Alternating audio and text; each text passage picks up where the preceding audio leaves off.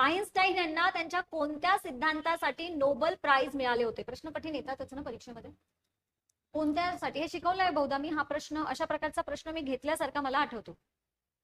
तर की आईन्स्टाईनचा सापेक्षतेचा सिद्धांत आहे त्यासाठी मिळालं असेल का?